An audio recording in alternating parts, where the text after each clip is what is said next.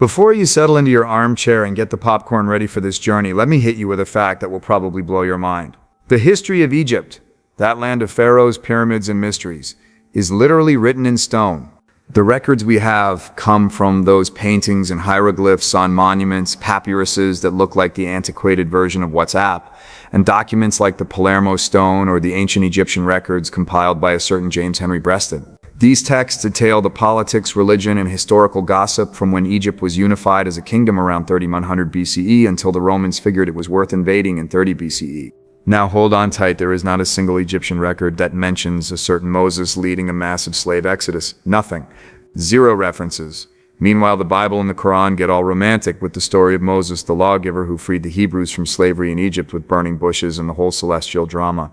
But archaeology, that silent enemy of myths, hasn't found solid evidence to support this epic. Yes, there are inscriptions in turquoise mines from about 3,800 years ago that mention a Moses. Oh, what a coincidence. But experts scratch their heads and say, is it the same one? Or just a namesake, some random Moses? Come on, it's not exactly the definitive proof Netflix would use for its next epic series. So with all that clarified, get ready to dive into the magical tale, the sacred story that's been sold to us for centuries. A script that would make Disney die of envy for the amount of drama, special effects, and charismatic characters it has. Ready to dissect this fable with black humor, a bit of sarcasm, and above all, lots of uncomfortable questions. Well then, let's go. This is just getting started. Welcome everyone to Firmness. Today we're going to talk about everyone's favorite story. The one they've been telling us since we were old enough to understand. Starring Moses, that star prophet of Christianity, Judaism, and Islam. Yes, the same guy who had a deep conversation with a burning bush, or for the more skeptical, with a plant that probably needed a good therapist, which told him he had to free his people. It turns out the people of Israel, those famous Hebrews, had been living in Egypt for generations. At first they were guests, kind of like that relative who shows up and never leaves. But over time, they became slaves. The Pharaoh, who was no saint nor a kind guy by any means, started to worry that they were getting too strong and numerous. His solution? Forced labor and a policy worthy of a horror movie, kill all the newborn boys. What a cordial way to handle the problem, eh? Enter Moses, the child miraculously saved by the Pharaoh's daughter, the rebel princess, only for him, once grown up, to do the unthinkable. Kill an Egyptian who was mistreating a Hebrew. He flees to the desert, where in a scene worthy of Hollywood, God appears to him in a burning bush and entrusts him with the mission of freeing his enslaved people. Because of course nothing says divine power like talking to a burning shrub. Moses returns to the Pharaoh, accompanied by his brother Aaron, to ask him to let the Israelites go worship God in the desert. His response? A resounding no, as if they were haggling over the price of a used car. So, to demonstrate who's in charge, God sends the plagues. Yes, those that have become an eternal meme of divine punishments. Water turned to blood.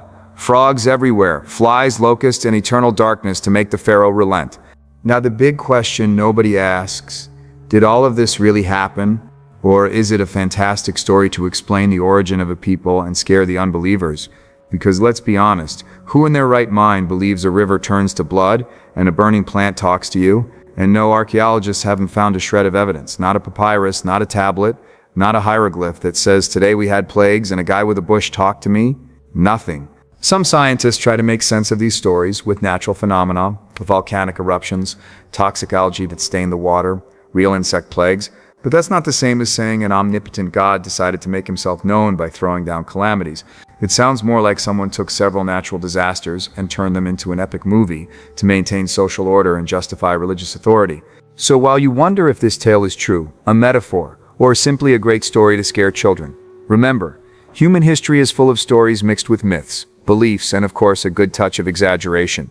Ah yes, the conversation that changed history, or so we're told. Moses, the man who had the privilege of chatting with a burning bush that never consumed itself, because obviously the best way to communicate with an all-powerful God is through an impossible botanical phenomenon. He receives the divine mission to free his people, and not just any mission, no sir, but to confront the Pharaoh, the toughest and most arrogant guy in Egypt. So, God introduces himself with his great revelation, I am who I am, which sounds more like an existentialist declaration for a drunken night out than a clear message. But hey, that phrase has had more twists and turns than a telenovela. It's supposedly the eternal God, the same one of the ancestors, the one who's always there, even though, curiously, he hadn't bothered to appear before or do something much more visible. Moses, in a fit of brutal honesty or pure fear, says to God, "Look, I'm not a good speaker. I'm more mute than a stone. Can't you send someone else?" Because of course, the omnipotent God has to hire someone with oratory skills, lest the Pharaoh not take him seriously. But God, with infinite patience, replies, "Relax, I'll help you out. I'll give you the words, and to make you shine, here's this staff that will perform miracles." The literary jewel of Exodus, God hardened Pharaoh's heart. That phrase that sounds like a divine excuse to justify the Pharaoh being more stubborn than an angry mule. Let's dissect this marvel of celestial logic that, if you think about it, has more holes than Swiss cheese. First, the story tells us that God, like a dinner party director, decides to harden the Pharaoh's heart so he won't let the Israelites go. Because of course, without a villain that stubborn, there would be no epic plagues, no frog spectacle, no hungry locusts. Come on, the whole show, the blood in the Nile, the flies, the darkness, depends on the Pharaoh being a capital P pighead. But doesn't that seem a bit cheaty? It's like the referee deciding a team should lose to make the match more entertaining. On the other hand, the same text also says the Pharaoh hardens his own heart. So first he's like, "I'm not letting go of my dog." And then God tells him, "Don't worry, I'm going to make you even more stubborn." What kind of God is that, who manipulates someone's will to make them do what he wants, but then punishes that person for doing it? It's like being forced to cheat on an exam and then being scolded for copying. The issue gets juicier when some theologians try to fix the mess by saying that God only hardens the heart of someone who was already messed up in their stubbornness. So, the Pharaoh was already an idiot, but God gives him a turbo boost to make him even more unbearable. And for what? To show his power and glory. In other words, the omnipotent God shows off by humiliating a guy who couldn't even decide for himself what to do. Now that's a twisted exercise of power. And divine justice? Of course, the Pharaoh was a son of oppressor who even ordered the killing of innocent babies. Perfect. So, God hardens his heart, so he rots further in his wickedness. And so the punishment is even crueler. Isn't that a bit like punishing someone for being a victim of a system you designed yourself? If someone sets a trap for you and then hits you for falling into it, whose fault is it? Finally, this whole spiel serves so God can be glorified and the Israelites liberated. So freedom comes at the cost of suffering and destruction. Also, the God of the moment gets a photo op with a bigger crown. You know, the classic, the ends justify the means, but with plagues, death, and hardened heart. So, when you hear that pretty phrase, God hardened Pharaoh's heart, remember you're looking at a literary excuse to justify a human and divine disaster, where freedom and personal will are left in the hands of a God with a very dark sense of humor and a giant ego. Wouldn't it be easier to accept that this story is a human creation to explain tragedies, manipulate the masses, and give an epic sense to suffering? But hey, that doesn't sell as well as a God who handles hearts like they're puppets. The plagues, a divine disaster show. And so begins the first round of divine punishments that seem more like a bad episode of a natural disaster program. The classic, water turned to blood. Because of course, when you want to mess with an entire civilization, you can't think of anything better than dyeing the Nile River bright red. That's right, without anyone wondering how the hell an omnipotent God resorts to a cheap red magic trick. And for what? The fish die, the water becomes useless, and people are left without a drink. But seriously, does anyone believe an all-powerful God has to put on such a grotesque and putrid show to get attention? It sounds more like a natural ecological disaster than a divine act. And yet here we are, all eating up the story as if it were a sacred stew. Then comes the invasion of frogs. Not just any nuisance. It's as if Hollywood decided to make the worst low-budget horror movie. Frogs everywhere, jumping in palaces, getting into the soup. Because of course, nothing says divine punishment like a battalion of amphibians that respects neither king nor commoner's privacy. And meanwhile, the Egyptians must be thinking, what the build is happening here? Is this God's punishment or the start of a freak epidemic? And to top it off, the dust turns into a plague of lice or tiny mosquitoes. Those insects that make your life a living hell without killing you, just to ruin your day.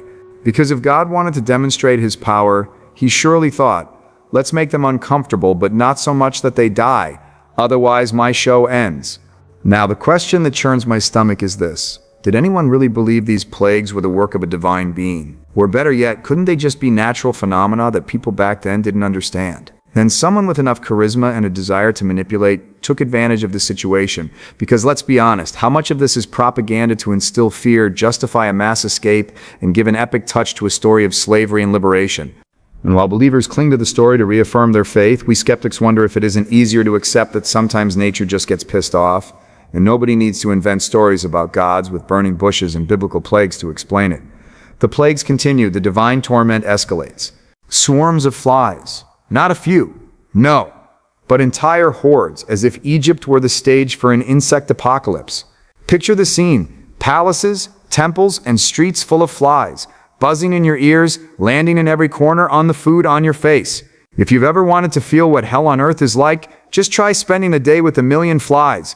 But what sense does it make for an all-powerful God to send his salty minions to annoy people so brutally and disgustingly? Couldn't he just have made the Pharaoh wake up with a heart of stone or something less gross? The most likely thing is that this is an exaggeration of a real plague. Because yes, Egypt and the Nile were perfect for flies to breed like crazy, but no better to sell it as punishment from heaven. Then comes the pestilence on the livestock. This is when things get serious. Horses, cows, sheep, and camels dropping like flies, pun intended. A brutal blow to an economy based on agriculture and livestock. Sure, but does anyone really think a god selectively kills animals to make a point? Or could it be a real epidemic? Epidemic? Perhaps an infectious disease that spread among the animals, which the humans of the time interpreted as a divine message? Because the reality is that diseases don't need gods to ravage populations. They do it just fine on their own. And to close with a bang, boils and sores. Nothing like walking around with skin full of painful wounds to remind you that you're in the eye of the divine hurricane. Surely back then they had no idea about bacteria, viruses, or hygiene, so any outbreak of dermatological diseases became an apocalyptic message. But what sane god would want to go around marking people with painful lesions to demonstrate his power? The grand finale plagues, when God goes full cataclysm. Then, hail mixed with fire. Yes, you heard right. Hail and fire together. As if the weather had decided to do a crossover between the day after tomorrow and hell on earth. Imagine that storm. Stones of ice falling from the sky, while what looks like the very rays of a volcano are burning in flames. What god in his right mind arranges such a mess? And more importantly, how is something like that supposed to happen without nature going completely crazy? Science tells us hail is frozen water, and fire is, well, the opposite. Combining them is as likely as a unicorn inviting you for coffee, but there it is. Also, the Pharaoh and his entourage would shit themselves scared and think about changing their attitude. Of course, the locusts couldn't be missing, the true terror of any farmer. Not a few, but a giant swarm that eats the last green shoot left after the hail. It's as if the earth had decided to commit suicide, leaving Egypt without a single blade of grass to chew. These bugs devour gardens, fields, and even hope, leaving the land more desolate than a party without alcohol. But of course, the real explanation is simpler. Locust plagues exist, they're real, and they've ruined harvests, and someone figured out planting seeds was a good idea. You don't need a god with a mean streak for this to happen. The jewel in the crown. Total darkness for 3 days. No more, no less than a cosmic blackout. A darkness so thick that not even the bravest could take a step without tripping. How do you explain this? Not a normal power outage or storm cloud. This is divine darkness. But what if it was nothing more than a massive sandstorm or a volcanic eruption that covered the sun for days? No, that wouldn't be as epic for a tale of gods and prophets, would it? The macabre finale, the death of the firstborn. And the macabre jewel of the finale, the death of the firstborn. The plague that not only ends the Pharaoh's patience, but also takes out everything from the king's son to the firstborn of the slave. And of course, the firstborn of the livestock. Because if you're going to be a disaster, do it completely and without discrimination. Imagine the scene. Suddenly, all over Egypt, babies and calves die as if someone had hit a giant off switch on life. An omnipotent god, doing selective cleaning, sounds more like an episode of Black Mirror with a twisted script, killing innocents to send a message. But of course, nobody asks how the hell this was supposed to happen without leaving historical evidence, stone records, or an Egyptian memorial saying, "The day we lost the next generation, nothing." From a rational point of view, this seems the ultimate exaggeration of a real tragedy, an epidemic or illness that affected newborns. Something sadly common in ancient times and without medical explanation, but instead of understanding it for what it was, it's transformed into a divine punishment, the perfect excuse to justify a people's flight or to give an epic touch to a story that would otherwise just be another migration with suffering. And here comes the most important part. What kind of God sends a plague like this? A vengeful God, without a doubt, who doesn't measure consequences, who doesn't discriminate between innocent and guilty, just hands out death blindly. And yet, this is the God millions still worship. The same one who is supposed to be love and justice. Doesn't that seem like a pretty damn contradiction? In the end, the death of the firstborn is the climax of the story, the big stick that makes the Pharaoh give in. But for those of us looking with critical eyes, it's the perfect example of how human tragedies are sometimes wrapped in supernatural tales to find meaning where there is only chaos and pain. The grand finale, the yes now go, just kidding scene. The classic scene of yes go, but don't forget I'm in charge here. After God went into full disaster maker mode and the 10th plague took the Egyptian firstborns, yes, including the innocent babies, not just the heads of families, the Pharaoh finally gets his ego out of his throat and says, fine, get the hell out, but don't get any ideas. Here comes the juicy part. As soon as the Israelites start packing, the Pharaoh, with all his wounded pride and a heart that only a capricious God could harden, decides, no, the permission was all an act. He changes his mind, hardens his own head, or the divine one who even knows anymore, and sends his army to chase down those freed slaves. Because of course, who wouldn't want their cheap labor back? Complete with chariots and soldiers in full "you're gonna pay for this" style. And what happens? Well, the famous miracle of the Red Sea, that scene worthy of Hollywood, where the waters part for the Israelites to pass and then close like a deadly trap for the Egyptians. A ridiculously epic spectacle that leaves everyone speechless, except for those who think nature doesn't need a divine director for its tricks. But here's the real question. What kind of leader is that Pharaoh, who after losing his own son and watching his country fall apart, decides to chase a weakened group? An imbecile with delusions of grandeur? Someone manipulated by a divine will that makes him look ridiculous? Or perhaps, just perhaps, this story is a fabricated tale to give meaning to a forced migration, a desperate escape of slaves in hard times? Because if you think about it, what's more likely? That a vengeful God controls hearts and seas, or that the history was written by those who needed an epic to justify their freedom and punish their oppressors? The send-off. Questioning the grand spectacle. Well, here we are at the farewell of this journey through the plagues of Egypt.